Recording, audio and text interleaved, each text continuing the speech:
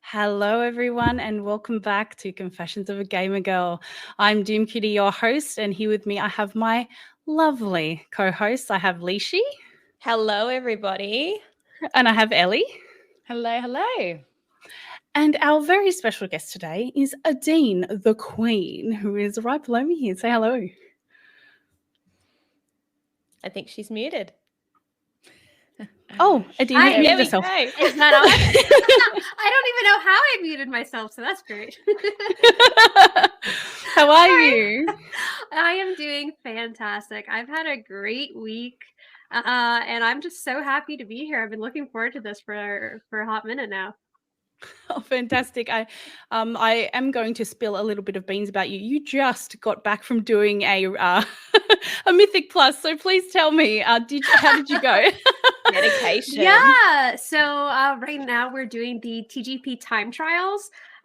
Basically, it's like the precursor to the MDI, and the top teams that qualify for the MDI will then like move on. So we're just doing it casually. It's just me and a bunch of gals that I've met in Liquid Women in Warcraft, and we just like play together, and we're seeing how far we can push it. So far, we've got like 20 keys done, so we'll see if we'll even like make it to the end of this. Very nice. For those of you that kind of need a little bit of context, Adeen is actually one of the lead community managers for women of Team Liquid Liquid. Women in Warcraft, yeah. Liquid. I couldn't get the right the right The wording. order. Yeah. So women of Team Liquid.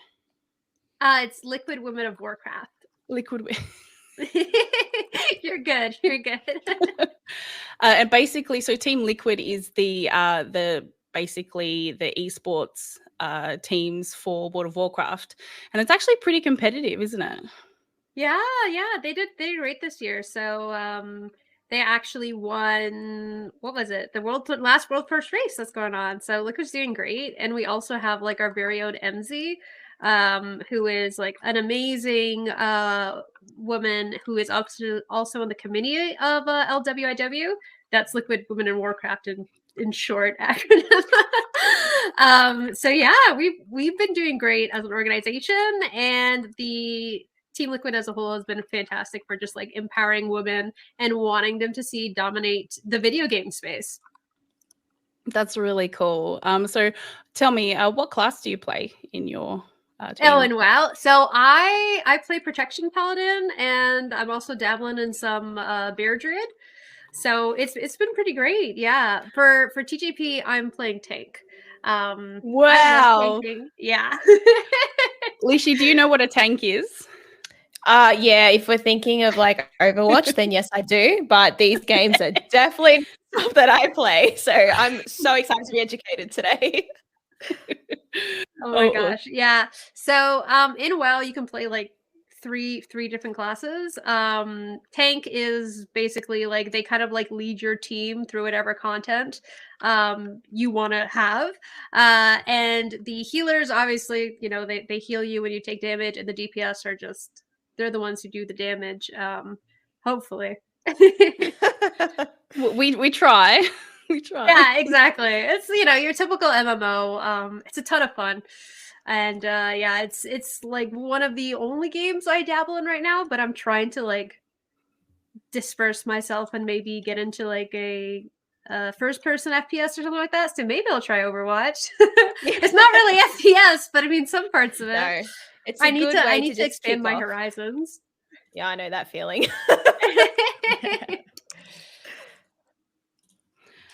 Yeah, no, it's I like to think of myself as people call a variety, sort of a buffet gamer. You know what I mean? Like I like a little bit of everything, and I'm probably yeah. So for me, like I'm not that hardcore. So I think that's why sometimes in World of Warcraft I don't progress as much as I probably could, and it's simply because I like to try all kinds of different games. Would you say that World of Warcraft is, if you do want to get into, you know, those high competitive groups, would you say that that's quite all encompassing? Like it's quite, you have to really dedicate a lot of time? I would say, I would say that there's actually not a lot of time. Like as soon as you understand like the process and what you're doing, it's actually pretty linear. Right now at like end game, you're gonna do like Mythic Plus for gear. You're gonna do raids, and you will likely do some crafting. And like there's it's like on paper, like the systems aren't really intuitive, but like once you get used to them, they become like really easy. It's a lot of repetition. You just need someone to guide you through WoW. That's what I honestly think. Like I think like WoW is so complicated. It's been a game that's out for what, like how many years now? 14, 18, I think. I don't even know. It's about 18 years. That's crazy. Yeah, so there's so many like different things, and like when you're leveling as a new player, you're like, is this like, am I supposed to spend my time on this thing? Like, am I supposed to collect 2,480 crystals, or is it something that's not actually endgame and I can just skip that and like do a quest that's way easier, right? So for WoW, as long as you have a friend that's with you to help you out, that's that's when it gets way easier. And I think that's why a lot of us gravitate to WoW, because like we know the systems, like we've been here for such a long time, like you know how everything works. And also like you have your people in the game too. But it is a very like niche and sometimes clicky community. Yes, I was just going to talk about that, because I can imagine, I don't know if you guys actively recruit for women in your community or not, or whether people just find you, because I can imagine, it seems like you do kind of, obviously you're one of the lead people, but also playing tank, like you automatically sort of fall into more of the leader of the group. or are you just a button masher? You just smack your head against the keyboard. I appreciate that. I like the story behind that laugh. Let's listen. There's a story. I want to hear it. No, there's a story behind your laugh. Look, I'm clearly making a lot of assumptions here. No, you're good. You're good. I do like to. I'd like to consider that I'm a leader. I don't know if I'm confident in saying that yet, but I do like button smashing a lot. Sometimes over my tank duties. Yeah, but like you said, it can get really clicky. Is that something that you have to manage within Women of Team Liquid? Not in Team Liquid. I would say it's clicky in the higher end guilds. Just because women aren't really present.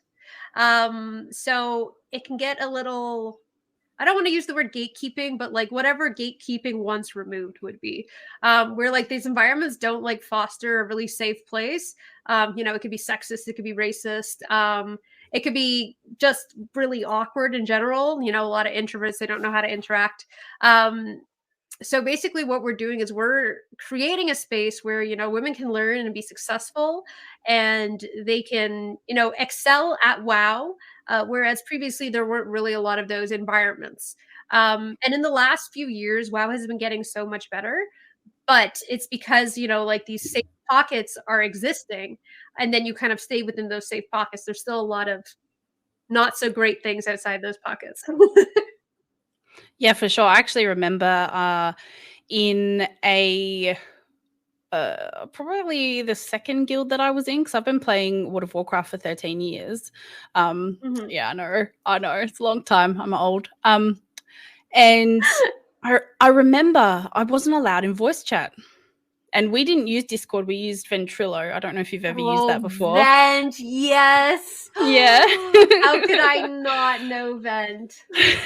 So yeah, that was a good time.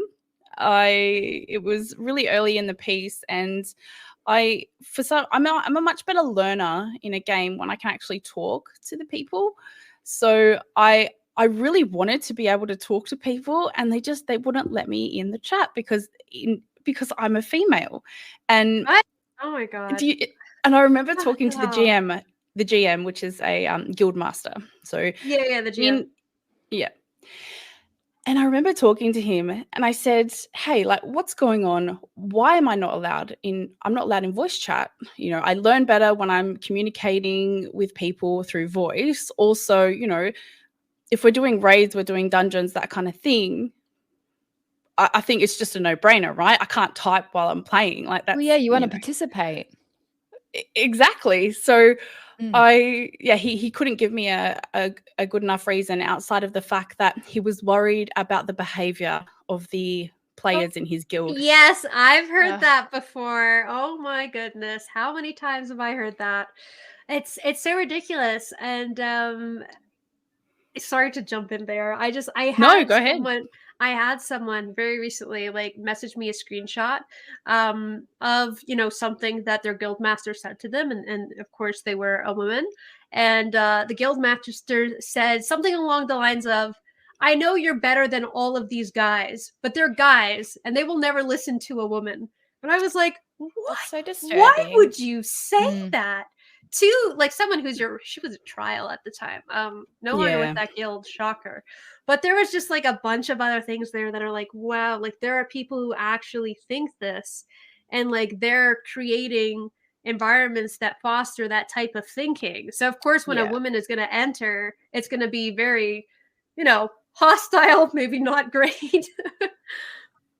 So the thing that I would say to him is, well, you're the guild master. This is your opportunity. If you put value in me as a leader in the guild, then they're going to listen to you. I'm not asking to be guild master here, but I am asking for respect and support.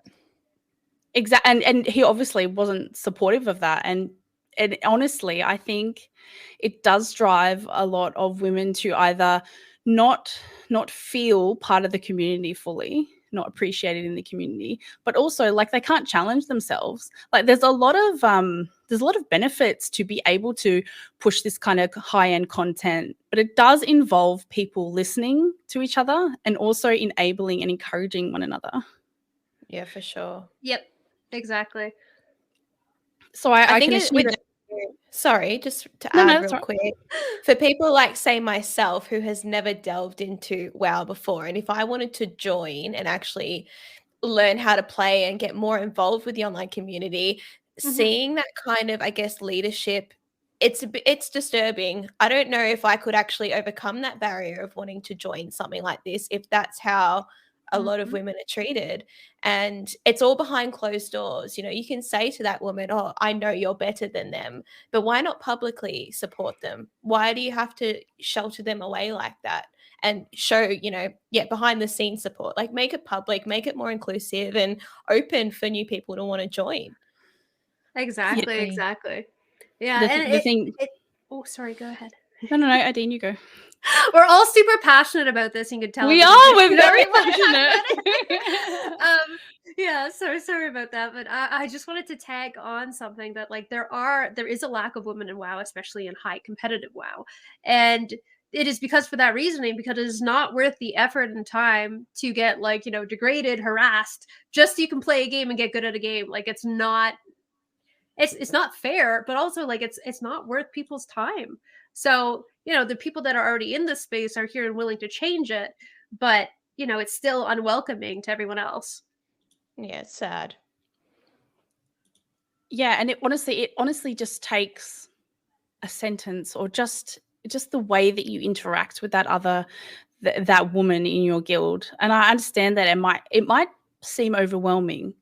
I don't think that I like to assume that people aren't going out of their way to exclude women from the community. So I'm going to give them that. However, because it seems so overwhelming, they might automatically reject it. Whereas it would take just the way that you act with that person, or the way that you listen to them and you give them space to talk and communicate. And it's very daunting. When my guild only has 2 females in it. Wow. And yeah, so but I don't push high-end content because I can't make the raid nights, and I'm there for the vibe, not the DPS. Yeah. So I love that too. Because I used to feel really bad. I used to feel bad that like I had you know, I've got 2 kids myself. I felt bad that I couldn't, you know, grind the content that they could and all of that stuff. And it was really disheartening to constantly come up, well, you know, I haven't leveled up enough. My gear isn't high enough. I didn't complete the challenges for the week, so I don't get an item from the vault. You know, all that kind of stuff. But you know what?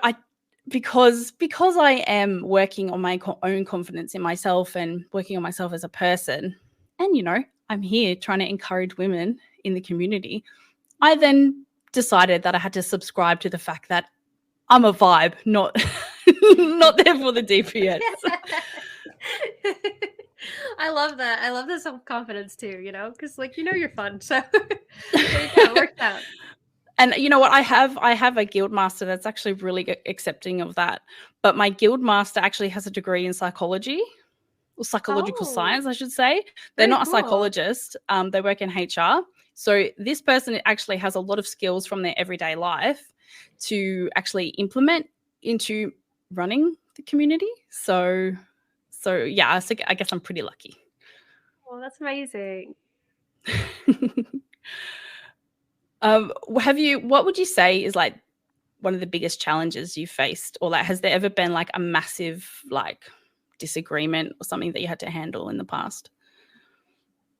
With like interguild relationships, or like with the initiative that we're running, or with the initiative. Yeah. I would say there hasn't been a lot of like big issues. Okay, there are a lot of big issues, but none that have been like quite so like a hurdle. I think the most difficult part is that, you know, working in DEI, it's a lot of, are these organizations like is the organization that runs Liquid Women in Warcraft, which is TL, like, is it just a DEI initiative? Is it just are they just saying this but not like putting their weight behind it? But like Team Liquid has been fantastic to work with, and they really want to see change. Like, if you look at their events, you'll see a ton of like women and gender minority like casters, staff. Like there's, you know, it's really wonderful to see, and it's a bunch of people who are in a creative environment that create great stuff. So we've been lucky in terms of like, you know, the people who are the council to LWIW, because we've felt that support.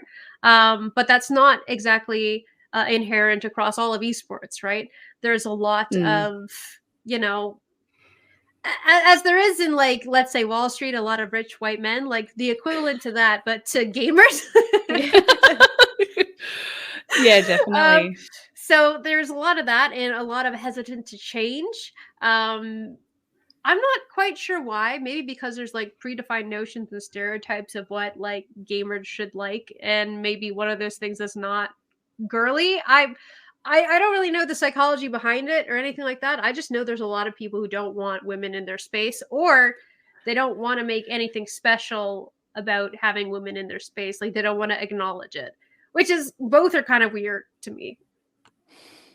Yeah, I think it might be, and I could be wrong, but this is my view of being in this space for 13 years and exploring gaming in other areas. And I'll go to Ellie and Liessshy on this as well, whether they've felt it. When you play with guys, do you think that the shop talk, and when I say shop talk, there's a way that guys talk in, you know, mechanic shops and on, you know, really hard labor job sites, building sites, that kind of thing. That's what I'm talking about. There's a kind of language and kind of talk that they'll talk. And I think that there's the same thing, but in gaming. Do you think that it makes men rethink how they talk, and it makes them uncomfortable, and some people push back on it, and that's why they don't want to play? I think so. I think sorry, your first statement, where like you know, calling people out, replaying what they're saying a lot of the time, like when they listen to it a second time, or they're, you know, they see other men acting a certain way, and that reflects sort of how they would act hypothetically. I think hearing ourselves talk and hearing the not so great things that come out of guys' mouths, I think that shocks a bunch of them that like that would come out, I guess. Like, does that make sense what I'm trying to explain? I don't know. My brain works in really weird ways. I'm so sorry. Would you say like a level of embarrassment? Is that what you mean? Yes. Like they kind of hear themselves and they're like, oh, I can't let a girl or a woman hear me say these sorts of things because, you know, X, Y, Z. Because Yes. I would kind of agree with that. But I would also kind of think that I thought it was me when I first started with gaming with a bunch of lads, and they would say things like, even like hot drop. When I first heard hot drop, they're like, let's hot drop. I was like, what does that mean? I don't even know what language? Yeah, like, I don't even know what that means. Yeah, so I genuinely thought it was just me, that I was just a newbie, and I was like, I don't get what that means. But then playing with them like several sessions, each session there'd be something new that I was like, I've not heard about this before, and I had to learn a whole thing. And like, thankfully, obviously, it was to do with the game, so it would be shop talk in the way of the game. It wasn't anything socially, but it was quite trippy learning it, because I genuinely thought it was me. But now that you kind of bring it up, maybe it's just kind of generic lad speak, and I'm kind of fluent in it now, so maybe it's a bragging point. I'm not too sure. It's definitely one for the resume for sure. Yeah, I think like there's a special way that like both, you know, guys and gals interact like separately and together.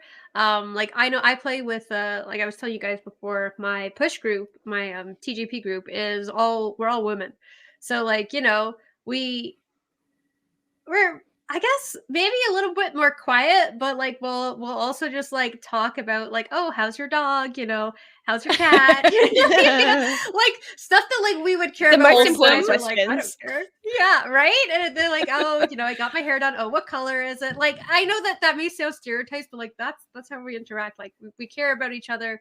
You know, we tell each other when we can like fix mistakes or whatever that we're doing. We give each other advice, and like whenever I watch guys play together, or I'm in like a group of guys, I'll always hear them like they're like just taking the shit out of each other. Like sometimes like the jokes aren't even funny, and like all the guys are laughing. I'm like, whoa, that's rough. It's like a raw insult.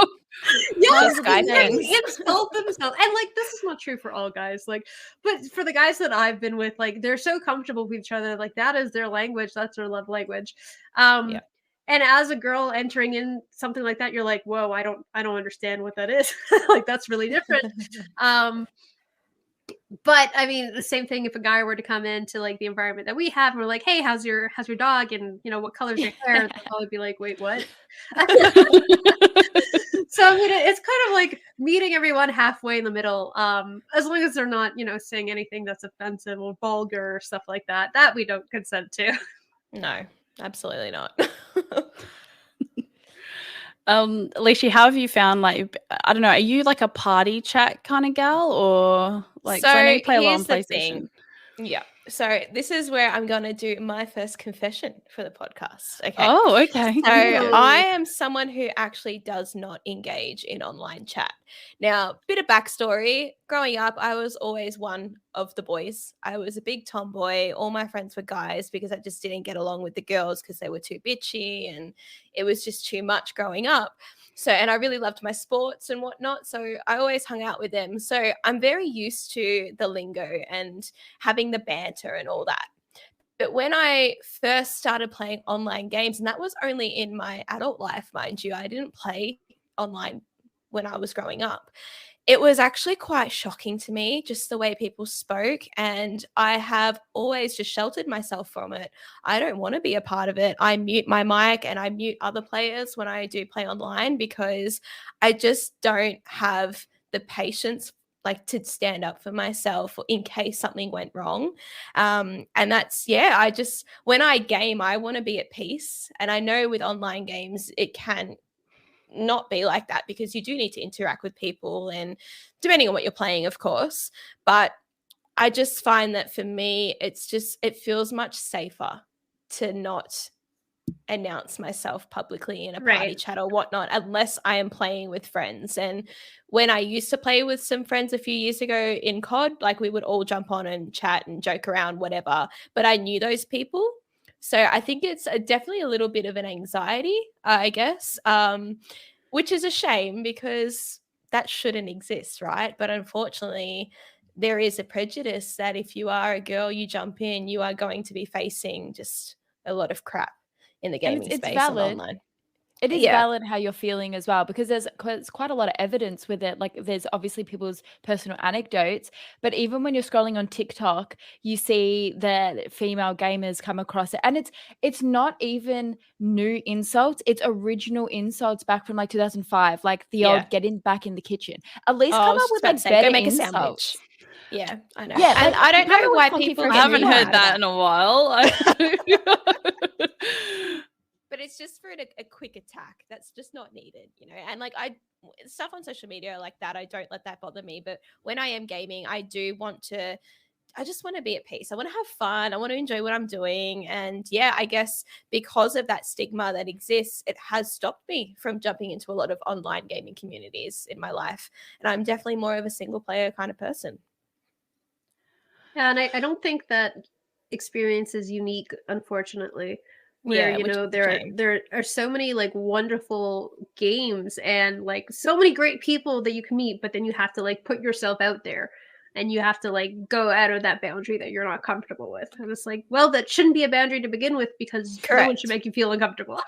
Yeah. No, definitely. That's exactly I actually spoke to a psychologist about it when I was streaming once, that I asked essentially, because with the people we have been gaming for years, because I assume we're all in our late 20s into 30s, is that we've all matured together. So even if people were saying that back then, they have matured now. So people that we have been gaming with for decades don't say that anymore. But you have, you know, teenagers, early 20s, even like young children still saying these things. And I asked this psychologist, how does the circle keep going? Like, where does it come from if the older gamers are setting this example that we don't say those things, and we can joke around and say, you know, insults and things, but it's not necessarily directed at specific genders.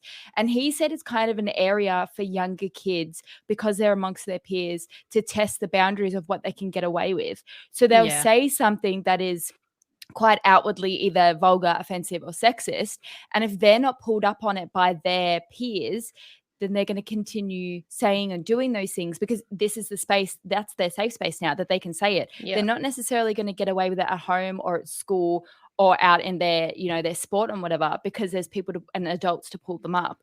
But when they're surrounded by either their age or younger and shy people that aren't going to, you know, pull up their peers, because that can be embarrassing and quite isolating, they're going to continue doing it. So I found that quite fascinating when I was speaking to him about it, because I just was mind boggled that it still exists. Yeah. Unfortunately, the ages that children are growing up in now, and we're moving a little bit into a different subject, but that's fine. I'm just going to roll with it. Unfortunately, a lot of our socialization is online. We are being surrounded by people we wouldn't normally, and we're getting into these conversations, and people are like, you know, agreeing with us, or we're gravitating towards communities that do agree with us, and, you know, that kind of like continues behaviors that maybe aren't so positive. And I think it's important for people to code switch and to understand that, yes, within Call of Duty, you can call a stranger, you know, or whatever.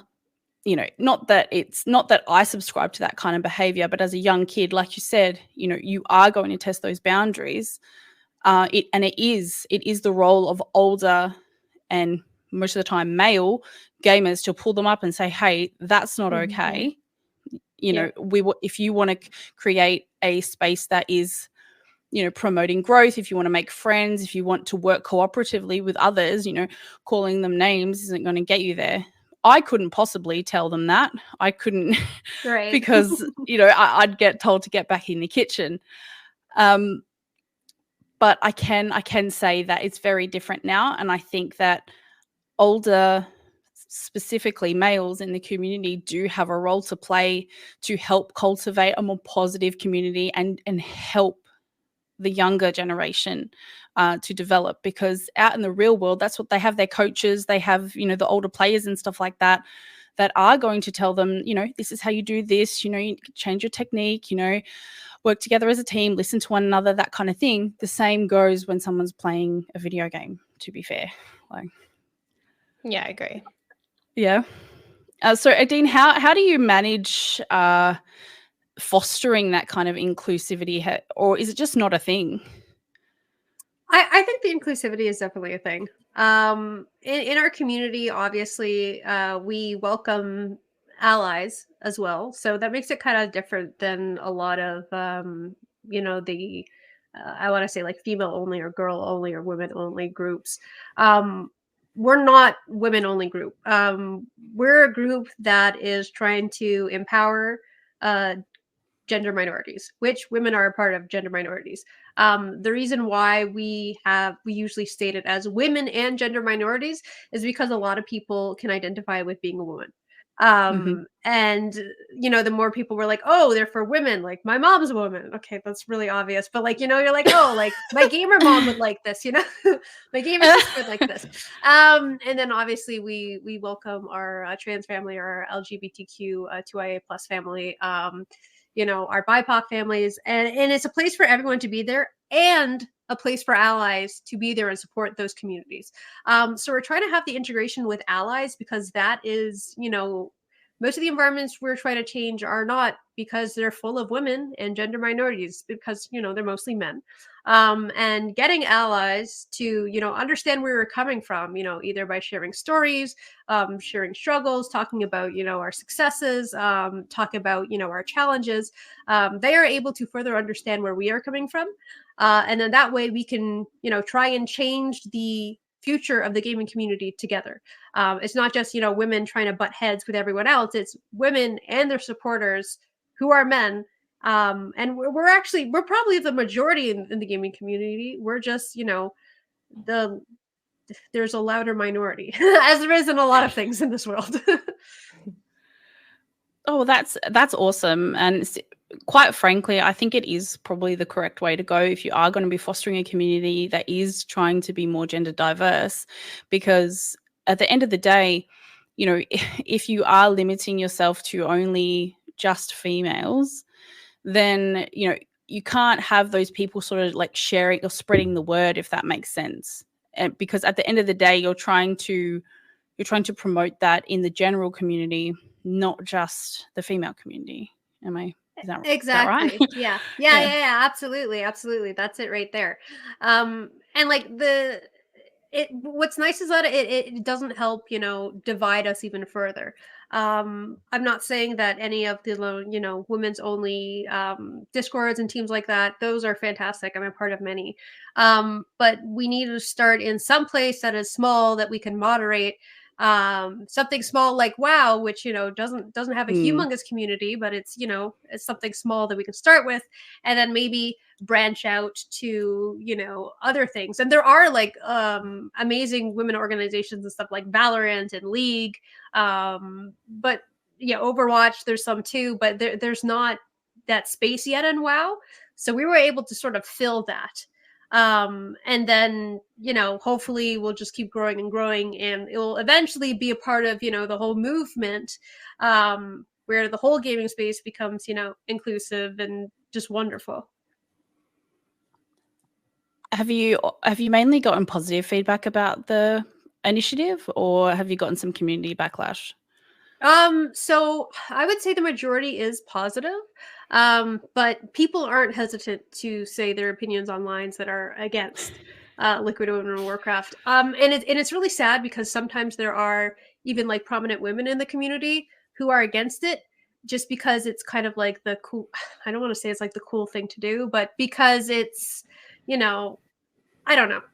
I won't. It's you know, because let's say a lot of people hold the same view around them, and that's how they stay, you know, popular or in the community. You don't want to ruffle the feathers. I don't want to ruffle the feathers because I'm sure these people know who they are. But that's the sad part. The good part is that a lot of prominent figures in the WoW space have come forward and expressed, you know, that what we're doing is great for the community. We actually had our first Mythic Plus tournament that was women and like it was for gender minorities, period. And the event was also run by 90% gender minorities as well, which was awesome. And we had like a bunch of top players and some not so top players, which are members of our communities, come together and compete in relatively like high-end content. So that was great, but of course it did ruffle some feathers because, you know, there aren't a lot of let's say money sources or money making opportunities in WoW. And the fact that this one was like women's only was just not their cup of tea. I mean, there will always be people like that, but like that's the type of backlash we've been getting is where, you know, we create a place for women to compete because they're not welcome in the traditional sense because, you know, there's not a lot of women out there and there's not a lot of supportive environments for them to get better. Like, you know, there's a whole multi-cascade of issues. But the end result is that people just sometimes see it and are like, no, I don't like it because it's different. Yeah, and you're just totally right. I think because these tournaments are so limited fund-wise, and you know, obviously it's going to be a bit difficult to kind of get in there and, you know, share that prize pool, and you know, like people can get quite precious about that kind of thing. But I'll say, if I'm thinking from a games point of view, increasing the amount of entrants in a competition, you know, encouraging more people into the games community, I think that's more beneficial, really. So I don't think it's a bad thing at all, because it's just, and this probably goes into why I really like the Xbox community so much. You know, when we all play, we all win. That's a very well scripted saying that Phil Spencer says quite a lot, but it really is true. And I always abide by that whenever I'm playing. Like, I'm not the best player, but we have a good time. Like, and then there are people that they're better at the game and they make it a good time because we win. Like, you know, and I think that everyone has a role to play in a community. You don't have to be, you know, high level and, you know, competitive, but also if you are, that's really cool, but it doesn't mean that you get to crap on people that aren't that way. And quite frankly, like I would say that some women who have been not the victim, but who have been treated in a certain way previously by other people in the community probably have made them feel a little bit disheartened, don't you think? Mm-hmm. Yeah, absolutely. Like, I like to say we're not victims, we're survivors, because we endure the behavior, the bullying, the harassment, or just like the general like you know, like off comment or really. My favorite one is when I was a healer and I tried to I don't even know what I was doing. But I was healing with this other resto druid, and he for some reason thought it'd be really funny if he called me woman instead of my name. So like we would be doing something and he would die and he would say like, res me woman. And I was like, I'm the only girl in the group. It's just like, it's just me. I know who he's talking to. And that was like the offensive part. And he was like, no, like it's funny. And like, none of the guys thought it was funny, but they didn't speak up. So when I went to like the officers, I was like, hey, I don't like, this makes me feel uncomfortable. They're like, yeah, okay, it makes us feel uncomfortable too. And I was like, okay, then why didn't you say something? Because they don't want to seem like it's like men that are cliquey, like they don't want to, what's the word? They're too embarrassed to speak up to their own kind. Yeah, and then they were like, yeah, we don't even like this guy. And I was like, okay, so maybe when you figure out, you know, that something someone's doing is not appropriate, maybe you just tell them. But like, it's like they needed my permission to tell them to do that. I don't know why. I don't even think it was a permission thing. It was just like it's a validation. Because I think that they're rather, like, I know a lot of guys that just don't like conflict. Like, they'll just stay silent because they just don't want to get involved in anything. And I totally get that. That is such a relevant, like, point of view. But when it comes down to, you know, these gender issues or being racist or you name it, there's no room for that at all. And you've got to be the person that calls out that behavior. It doesn't mean you're a bad person for doing that. If anything, I admire you more if you call out that behavior, because at least then I know that you will protect the minority. You'll protect me. You're someone that I can trust, you know? So I think it's much more admirable to do that. Absolutely. And I think that's something, I don't know, sometimes funny is what I think. Is like, guys, stick up for women, and like women will like you. Like you'll develop friendships, you'll develop relationships. Like we will care for you. But like that makes sense, right? Like it's like, hey, you do something for someone just out of like the pure like niceness of your heart, and like people will see that. 100%. So, yeah, it just comes down to being a good human. That's it. Like it's not that hard. It's like, yeah, okay, women are pretty. I get that. Like look at us on this panel. We're pretty nice. We're pretty good looking. Thank you. Doesn't mean Thank you. I washed my hair. I washed my hair too. Yes. But it's still fluffy. Mine too. But yeah, no, you're totally right. It's like women can really enrich a gaming environment. Like we do care about you. We were like, have you eaten today? You know, oh, I got a headache. Oh, have you drunk some water? Like we're not trying to let me go back into the kitchen and get you something. Yeah. No, but we do have that nature, and you know, I can imagine that. I mean, I don't know. I think sometimes their relationships in their life, you know, they might not have these kinds of relationships, so it might actually be beneficial to just be nice. But I can kind of see where they're coming from, because they might lose street cred. If you know, if I can say that, like they'll lose they might become a simp, right? Yeah. Right, and that's like the thing is that toxic within itself. Yes, as well. absolutely. Like, why is sticking up for someone, sticking up for a friend, ever been cringy or, you know, anything but positive? And if you have people saying that about you, then you're standing up for what's right, then it's more reflection on them than it is on the person's doing what's right, you know? Exactly. I like to say there are some like markers or words that you know that are kind of like a red flag from your friends, you know. So I feel like using that type of language only identifies them faster, and then you can be like, okay, this person I'm not going to associate because they don't understand what being a nice human is. Or maybe it's your chance to educate them a little bit, where, you know, you're like, okay, I hear this word, maybe they don't know exactly what it means. Maybe they, you know, I've heard it so many times that they just associate it with, you know, something to make fun of someone, but don't realize the actual negative connotation behind it. Maybe that's your opportunity to try and educate them, and then, you know, figure out if they're like the type of person you want to associate or not.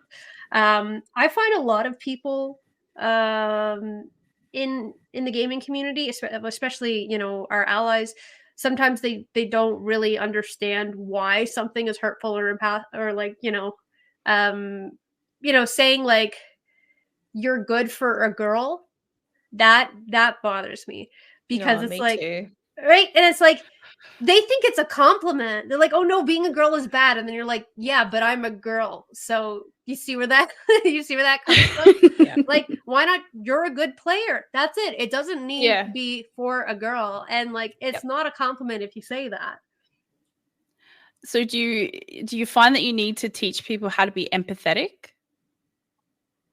I think so. And you know, a lot of that comes down to a multitude of factors of like culture, you know, in a lot of, especially in my culture. So I'm part Egyptian, and Middle Eastern culture, you know, women are viewed as lesser. In some areas, obviously, they don't have rights. They're forced to wear certain clothing. They're brainwashed, essentially, a lot of the time as well, into believing that, you know, what they're being subjected to is okay or right. So coming from, there's a lot of people who, let's say, don't view women as their equal. There's also some people that maybe have not had a great upbringing, haven't had a good, you know, maternal figure. And I do think that, you know, imprint is a big thing. And regardless of like if we try to be like our parents or not, we're always going to have some attributes of them. So sometimes when people don't have like strong female figures in their life, they won't view women the way they should be. I feel like there's a lot of circumstances where you'd have to educate someone, but I try to just start very, very small of just like the small things, not try to change like their overall, opinion on women or genders in general, but just the thing where like, hey, like the taking the playing like a girl, for example, just saying like, hey, just say I'm a good player, maybe giving them that option to just change one language, change one word in a language, I mean, and then taking it from there and adding on to it as they become more and more receptive to it, because some people will just be like receptive off the bat, some of them won't be receptive at all, and you gotta like start slow with educating on the slow things, I think, for it to work. I don't know if it will work, but so far whatever I'm doing is sort of working. No, I mean, I think, and everyone should be doing that. It shouldn't just be gender minorities that are telling people that, hey, this makes me feel uncomfortable. Could you maybe say it like this? And at the end of the day, we are trying to work cooperatively. And if a person does have an issue that they bring up with you, I think it's really important that people be coachable and really take on board what other people are saying. I will pay attention to the chat for a second, because Connor Artistic has said, I do have to say, though, some of the women I've met can be rough too. They prefer to hold their own and be treated equally. Just an observation I've experienced. I want to just go to the end of that. Just because you treat a woman nice doesn't mean you're not treating her equal to you. Yeah. And like that's the thing, like we're not saying like for my example of being in the wild space, I'm not saying let women into your dungeon because they deserve an extra chance. It's like, no, let the women into your dungeon that are good players enough for the content that you are doing, because that shouldn't even be a factor that crosses your mind. And at the same time, we're creating spaces where women can get better by just giving them more opportunities.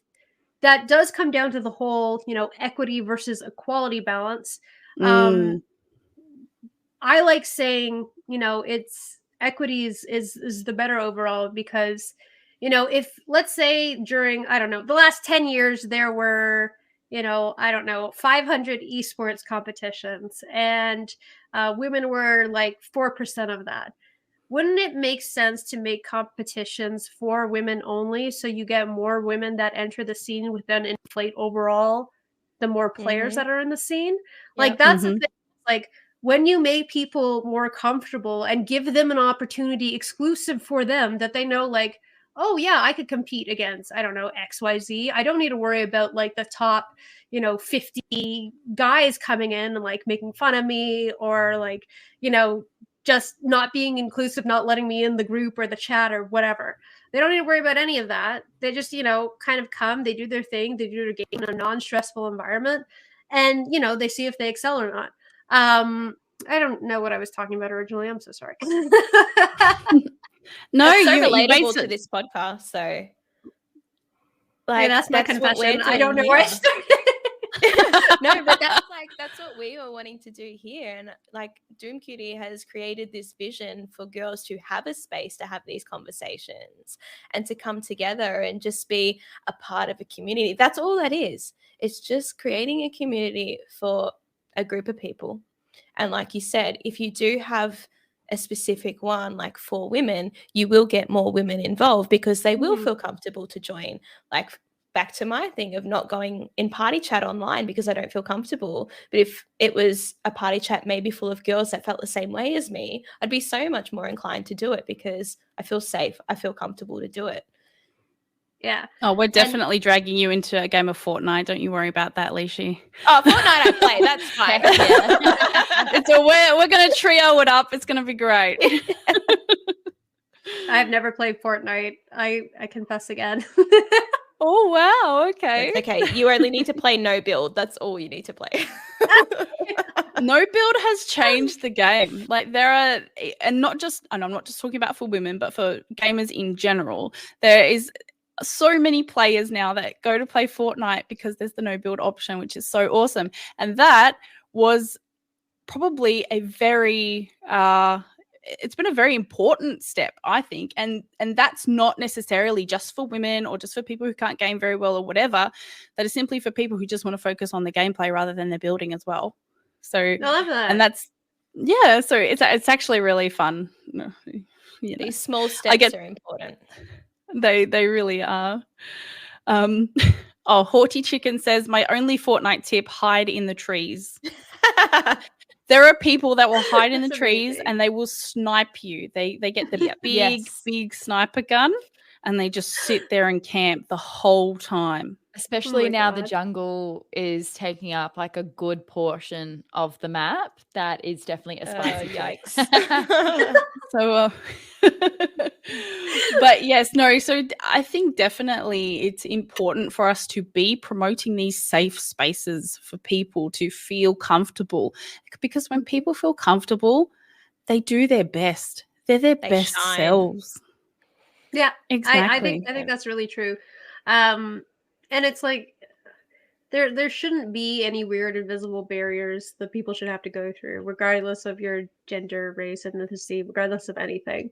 And there's going to be a lot of people who sometimes get jealous of like, oh, like I didn't have that opportunity when I was, doing this thing. But a lot of the time they're the ones who are like, I don't know, maybe looking back on it, maybe they're successful now. It's like, why would they need to comment on something like that? Where it's like, oh, like you're creating opportunities just for women. That's not fair. It's like, how do you even like start a conversation like that? Or how do you even like dispute that? That's like one of the only things I don't even know. Yeah, what do you say to someone who says, you're trying to be nice to people, you're trying to be inclusive and make people feel safe. Why are you doing that? I had to struggle all those years ago and had to, go through all these bad experiences, and it's made me a good player today. Why shouldn't you have to, go through the hard yards? It's like the worst kind of gatekeeping. Mm-hmm. Yeah. Times are changing. Exactly. And that's the thing. Like, if we can adapt so often, why shouldn't our communities start adapting? Like, we can change languages.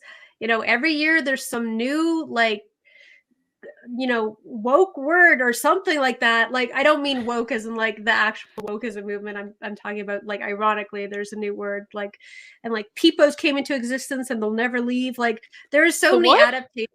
The peepos, the little people frog guys. I thought you were talking about like some sort of group of people. I'm like, I've never heard of those. No, I meant like the little pepes, Yeah. memes. Yeah, I'm saying like, if we can, get the meaning of so many memes, then like we can easily change how people say things, how people think about things. Just if they're giving the opportunity to be educated or to understand. But some people will just be, awful people just for the sake of it, I guess. And that's what you kind of have to deal with every movement. It's like you can't see eye to eye to everyone, but you can, try and deliver your point, and that's okay if it doesn't get across. Yeah, 100%. And you know what? Hardships do define you. I totally get that. But the world's changing. We want the next generation of children not to have to go through these battles to get to strength. Yes. They should be strong straight out of the bat, and they should also know that what things have been said in the past or actions that have happened, like there's no room for it anymore. Let's just create a new generation of kindness. Let's be more inclusive of people. Let's just change the dynamic of the world. We shouldn't have to just every generation go through the same thing. It should just be a new norm. I agree. Yeah. And I think that's also about what's being an ally as well. Like, for example, let's say my parents, this is an example, but let's say my parents were the old generation, they don't understand, the LGBTQIA plus community, or you name it, whatever.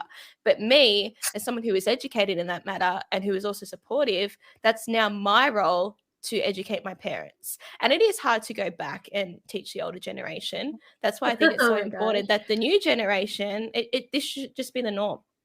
Move forward, don't go backwards. Yep. I 100% agree. I think we are seeing some amazing change I don't know what I'm just trying to say Changes? change. Progression. I'm sorry. Yes, thank you. Words are difficult on a Friday. I apologize. It's okay. It's also near midnight my time, okay? So I have an I excuse. know. You did say you're a night owl though, so I was like, okay. Oh, no, I'm You might awake. be I'm okay. ready, but we're good.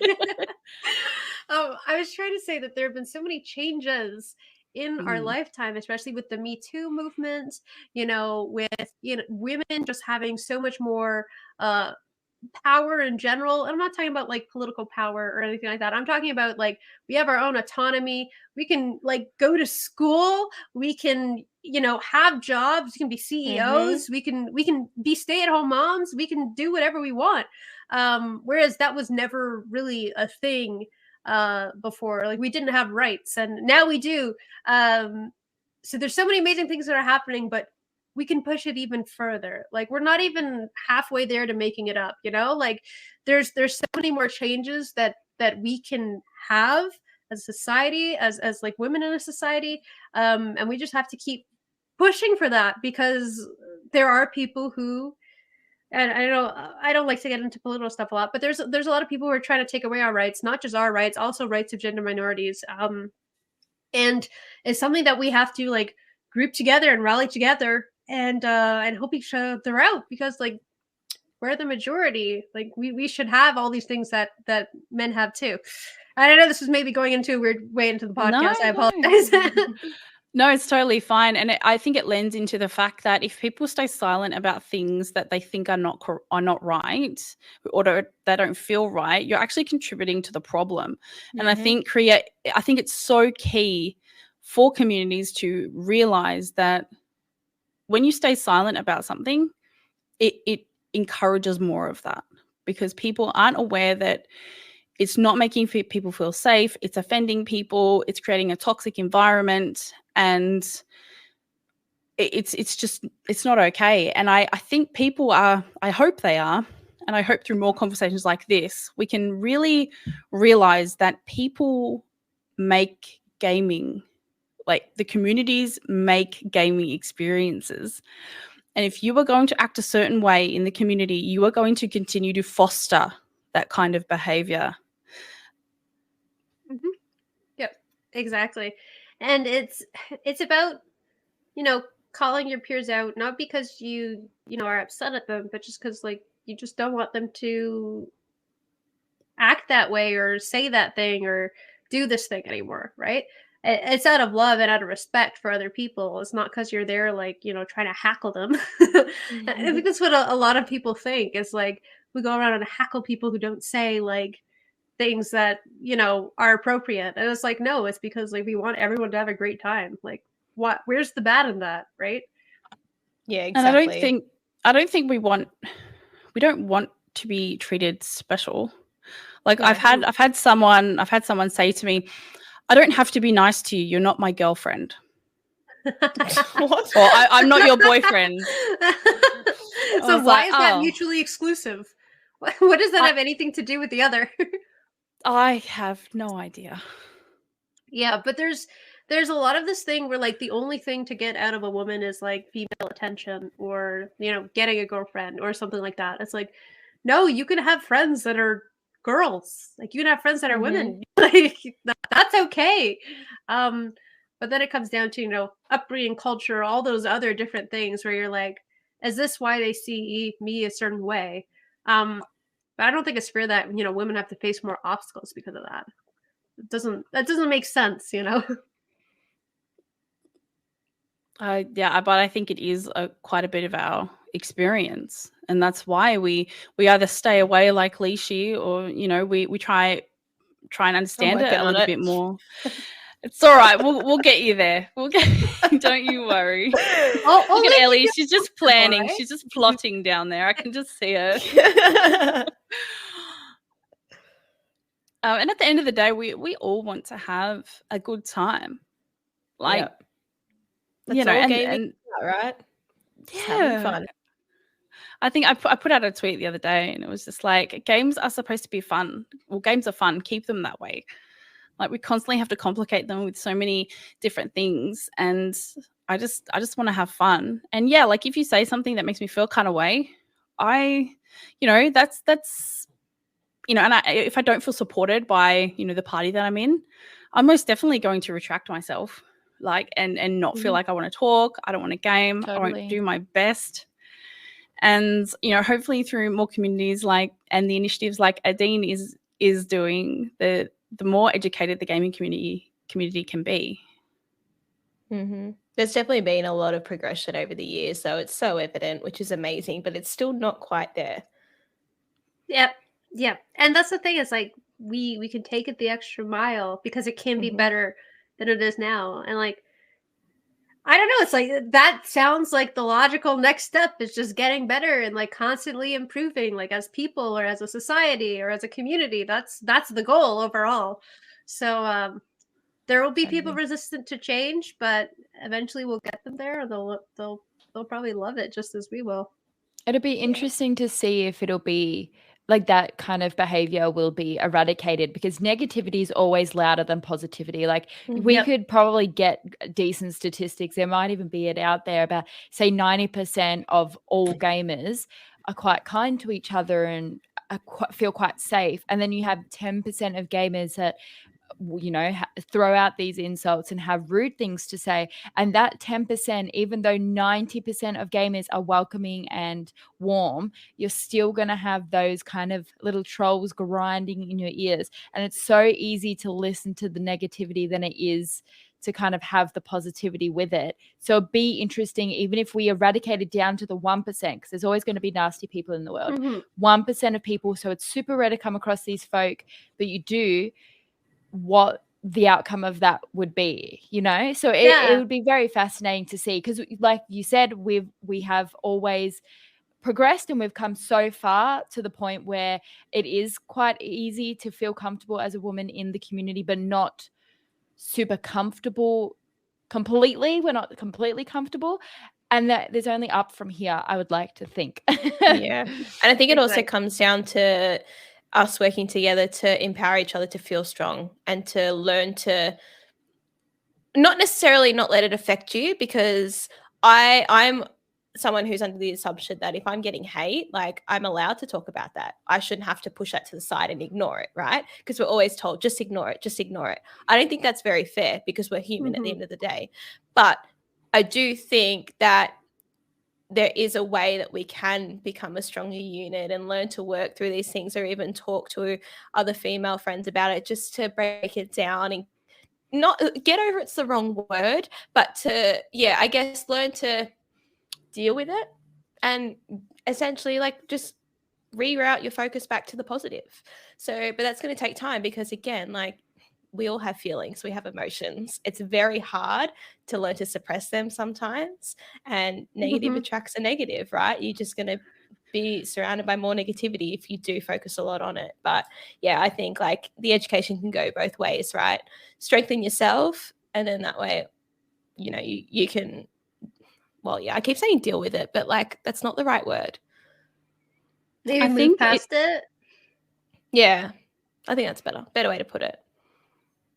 Yeah, definitely. And I think the more conversations that we have, like on this podcast and with each other, the more communities that pop up that are supportive and caring, the better we're all going to feel, because there's nothing worse than feeling alone. That's for sure. And especially if you are in a game that requires you to be cooperative with other people, to feel on the outside of that is honestly the worst feeling in the world. Absolutely. For a gamer. Yeah.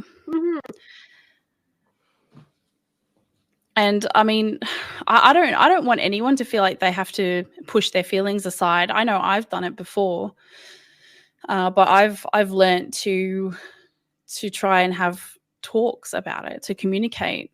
Yeah. And hopefully through more, like I said, more discussions like this, it can definitely help people move past those feelings, so they can feel more confident working in these communities, gaming in these communities. Is there anything special that you guys do to like promote community engagement, or do you have like, I don't know, movie night or something in the Discord? Yeah, so we have a bunch of programs. We have the featured guild program where we have identified like safe guilds, so that if you're joining World of Warcraft and you want to join a guild, and you want one that upholds the values that Liquid World of Warcraft sets forth, which is stuff like like no racism, no homophobia, no transphobia, et cetera, no discriminatory in any sense of the word, no toxicity, no harassment, and then like some other rules among like must feature inclusivity, things like that. We identify these safe pockets and then give them a space to promote themselves. Let's say if they're recruiting for players or if they're running like a fun type of event, there's a space for them in the Discord. And then as like a user, you can also see visually where these safe spaces are because we have them listed. We have them on the recruitment websites for WoW. And so that's like an easy check mark for inclusivity. And we're having more and more and more of these pop up because we're able to highlight them and feature them, and they can say they're associated with an initiative from Team Liquid. Like that is really cool. Yeah. So yeah, and so we have that program. We also have a mentorship program where any mentors from the community, they obviously have to like pass an application and everything like that, but they will mentor mentees who are like either like trying to get into the game or trying to improve themselves to the next level or try to get like a certain ranking or something like that.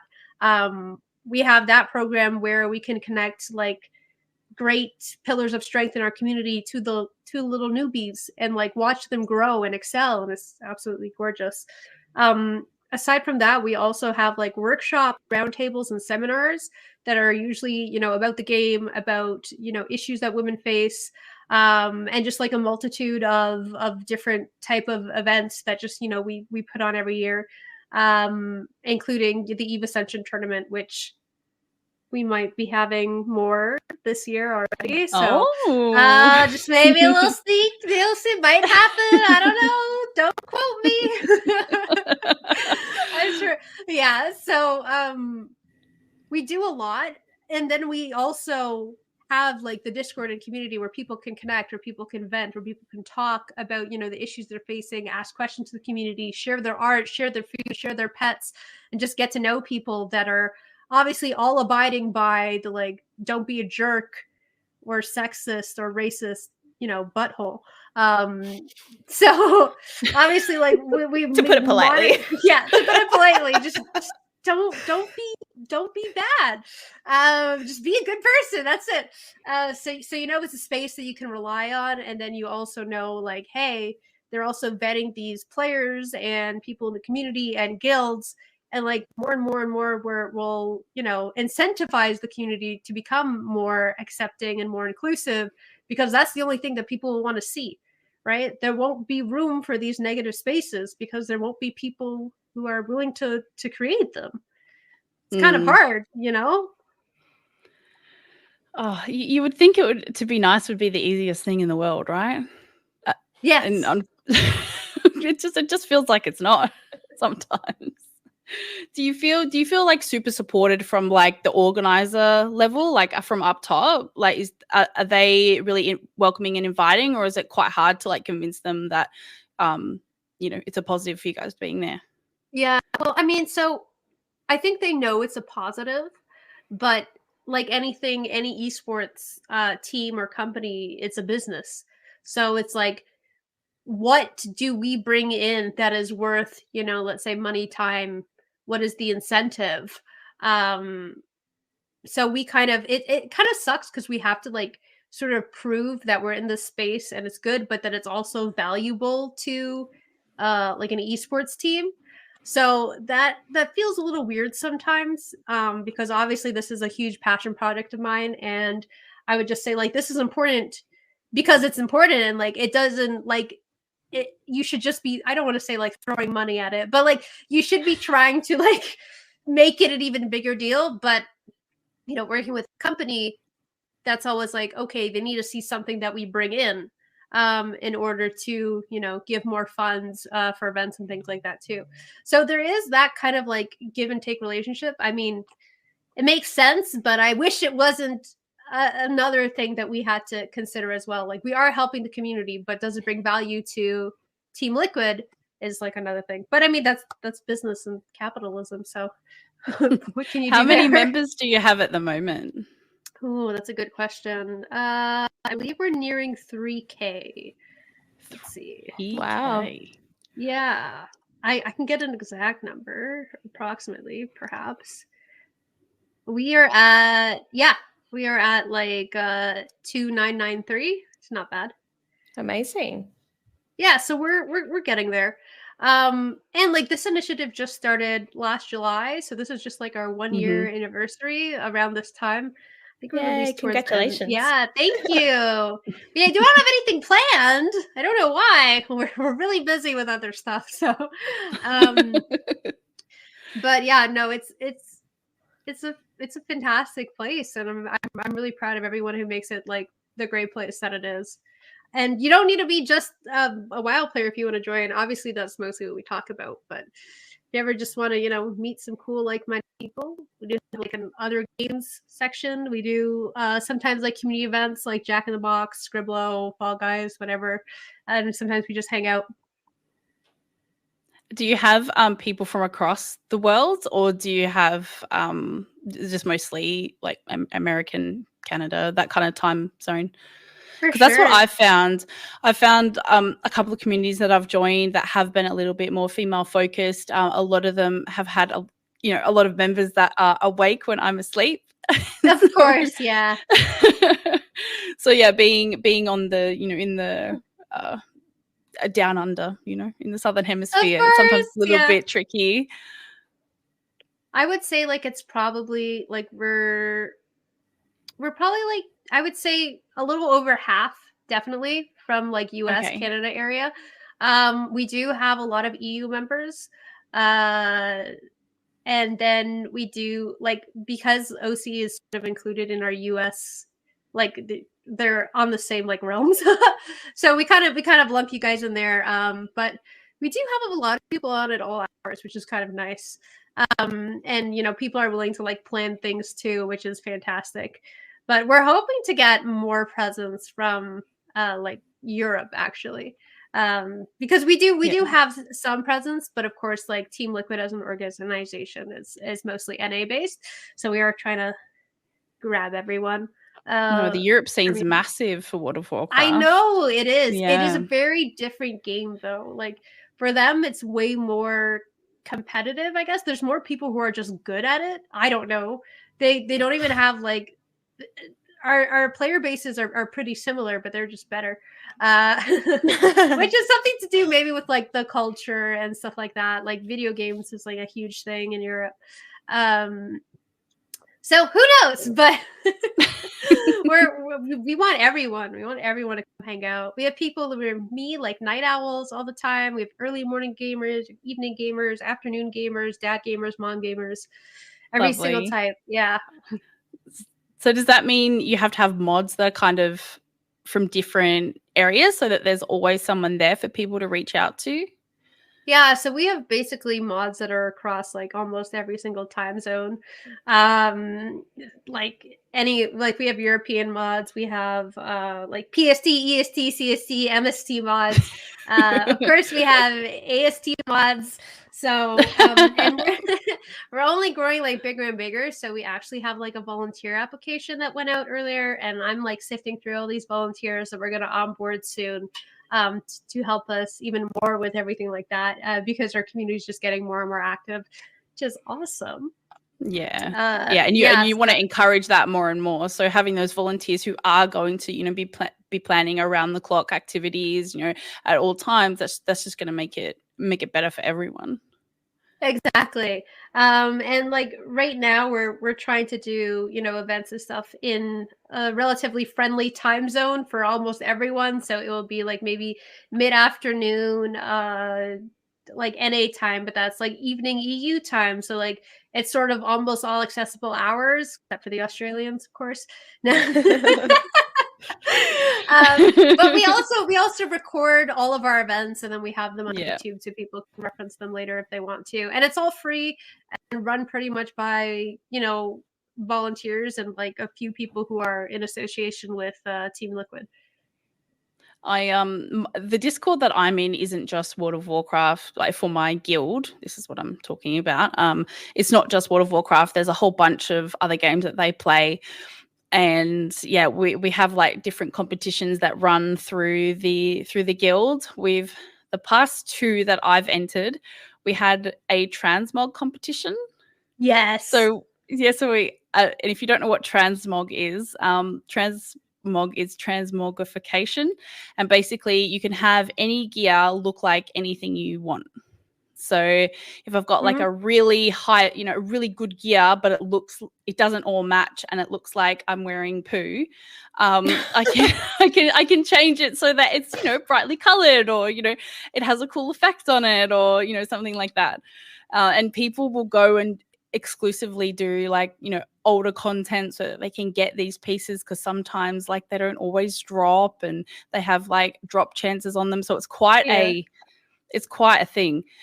And yeah, so we had a transmog competition. I didn't win. That's okay. And then we actually had a really cool one. It was an AI drawing competition, and we had 3 themes, and we had to make an AI drawing. Not everyone entered, but it was just a really cool way to, like, let's say, you know, it's not necessarily a live competition, like it's not a live event that we're all going to, but it was a really good way of just, you know, getting everyone, you know, active in the other channels of the Discord, you know, because sometimes people will just like stay in their one spot.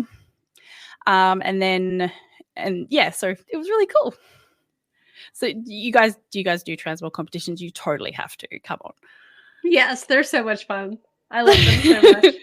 Yeah, but there's actually you can do it in the game as well. There's they have actual live competitions like that are run by the AI inside the game, obviously. And yeah, those are really fun too, because sometimes you can get in a group with like one random, because there's like 4 people, and like it might be 3 of your friends and then just you by yourself, just one person by themselves, and they just might like vote against like randomly and just like ruin everyone. You get like prizes and gold and all kinds of things. It's really fun. That's cute. I love it. Do you have any in-person events that you guys have run? Yes, Troll of Style. Thank you. That's what it's called. I forgot the name. In-person events. We haven't had one yet. We wanted to maybe do one for BlizzCon. Oh my goodness, BlizzCon. Like that. I don't think I'd be able to be there, but we'd have like other people who are in leadership that would be able to host it. So maybe we're gonna work on that. But right now it's mostly all online because we're all from different places. And, you know, some of us have limitations like that we can't travel, or that we're immunocompromised, or, you know, disabled. So online is really just the most inclusive way to do it right now. But I'm sure like if we get the opportunity to have meetups, we will. We have like people who organize them like little region wide. So if like there's a bunch of people, I don't know, that are near a certain city, they'll maybe like grab a coffee and something like that. We've had a few of those happen. But nothing official yet. TBD. Oh, definitely. I'll be looking for that. We're actually hoping to, we have Penny Arcade Expo that comes to Melbourne here.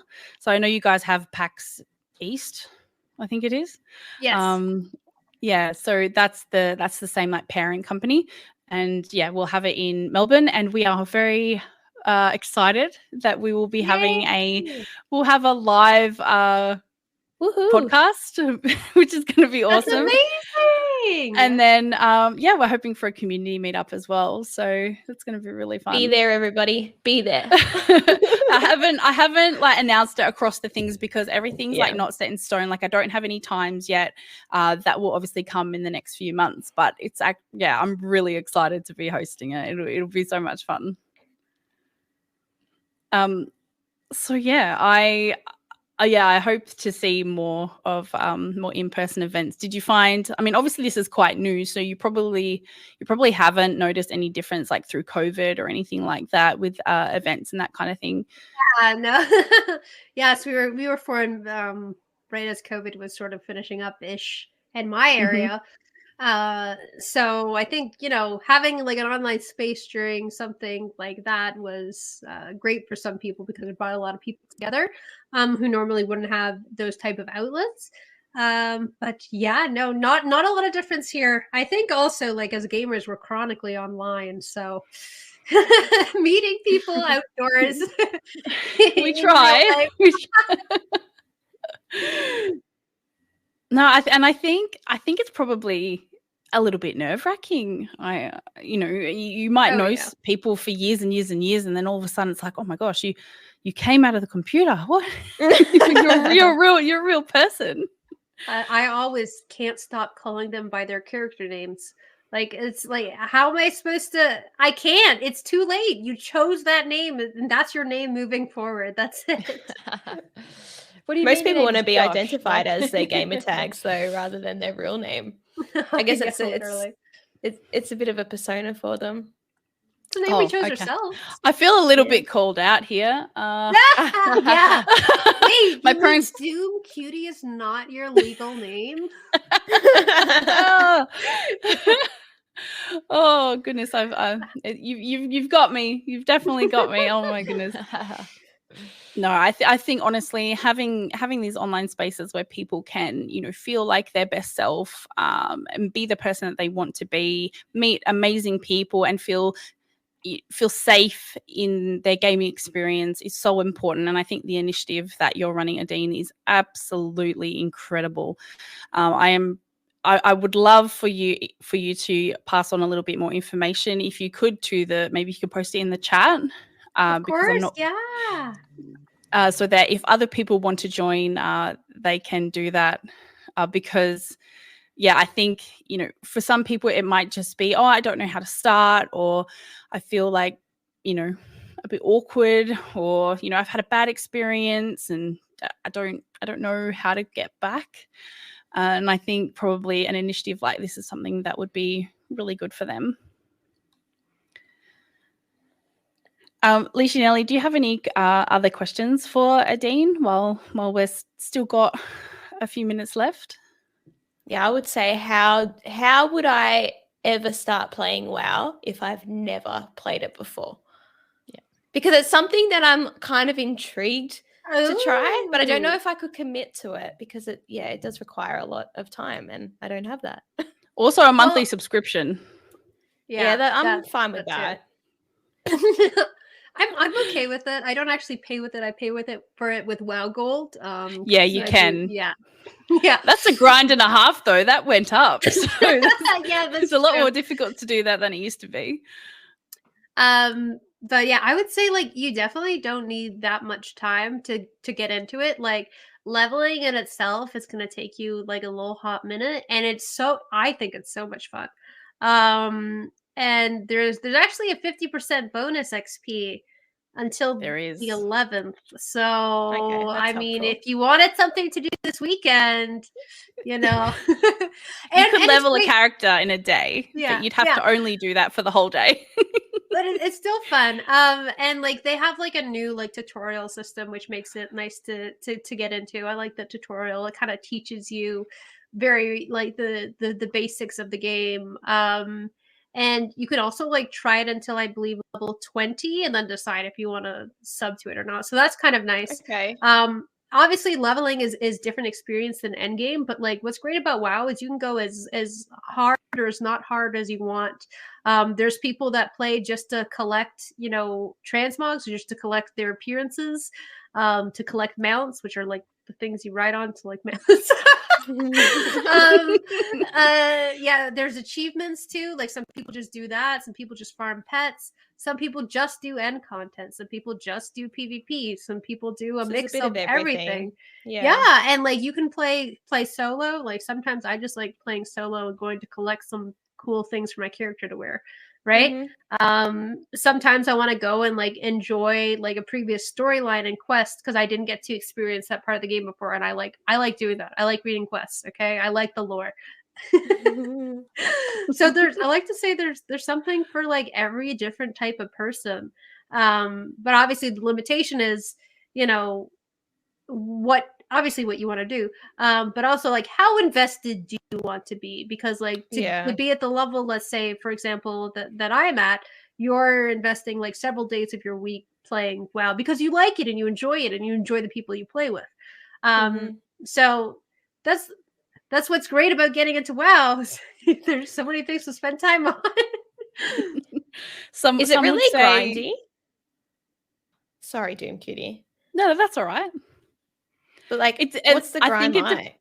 It depends. Like you can be grindy if you want to be. Some people like that. I think that's what's kind of like putting me off, because I've tried that with RuneScape as well, and I'm like, oh my god, I just can't do this.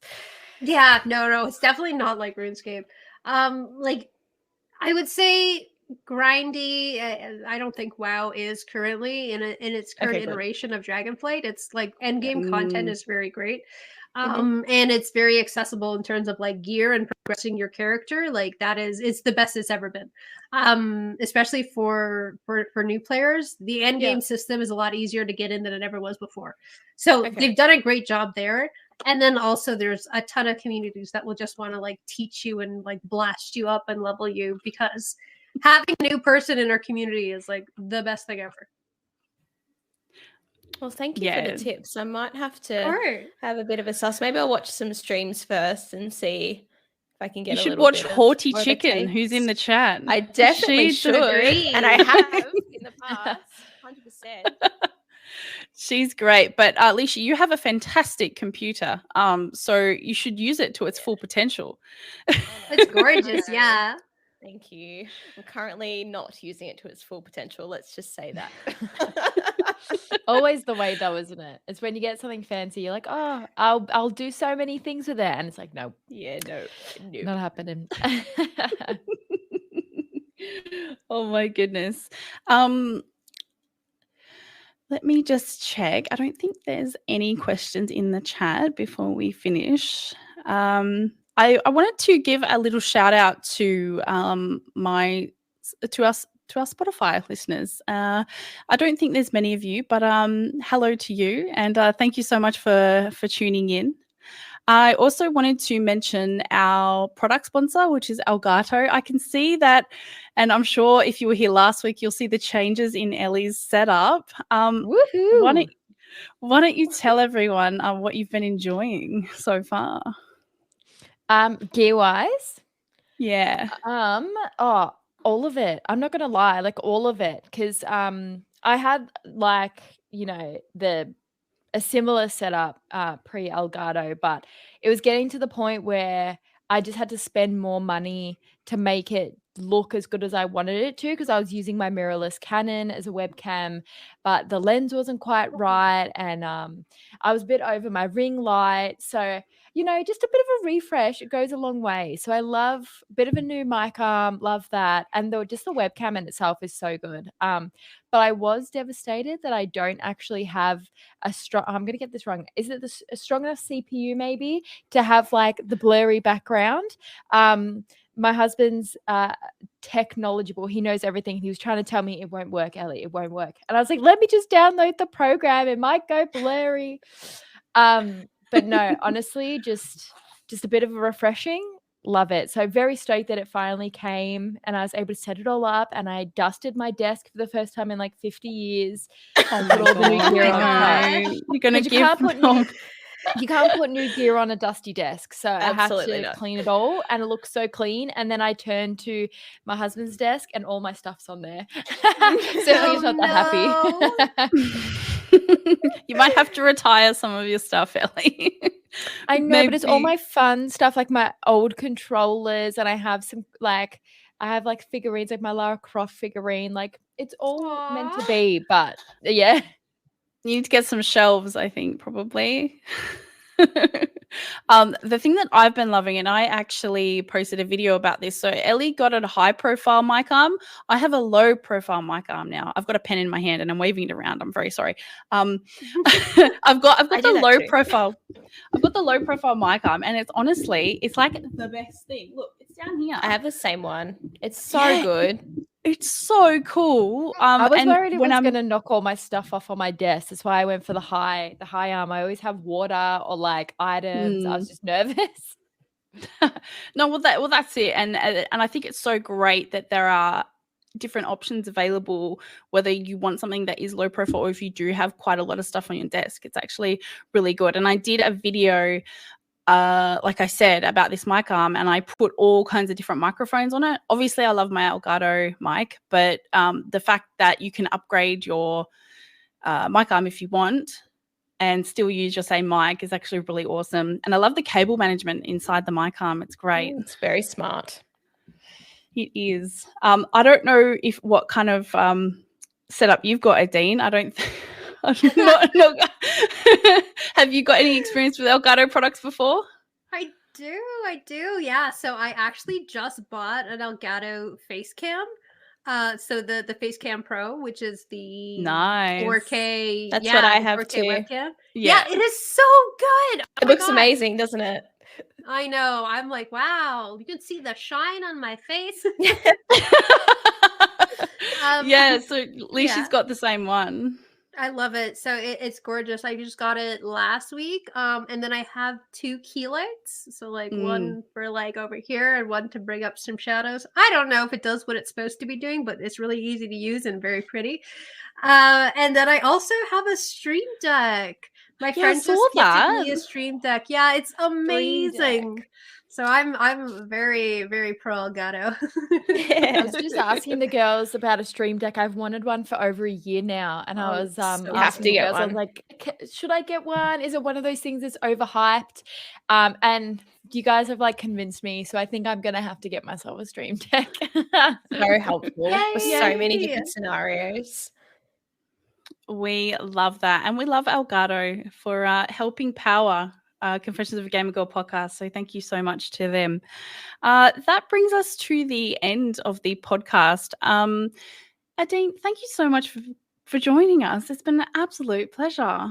Thank you so much for inviting me. It was so amazing speaking with you ladies today. Awesome. Now, if you do need to find Adeen or want to find Adeen or contact her about any of the initiative that she's running, please do feel free to contact her. I've got her details below in the description, so definitely check her out. She's quite active on Twitter, so I can imagine. I love my Twitter. I can imagine that, she'll be more than happy to help you out. And obviously my co-host, thank you again. Amazing chats once again. It's been an awesome show. And to our chat, thanks so much for everyone for coming through from also other people's podcasts, from Adeen's stream. Also, congratulations to Rose, Control Alt Craft YouTube. She has been an absolute pleasure to have as our mod. I think she deserves to come off her L's. I think so too. So thank you so much. And we will see you next week. Bye.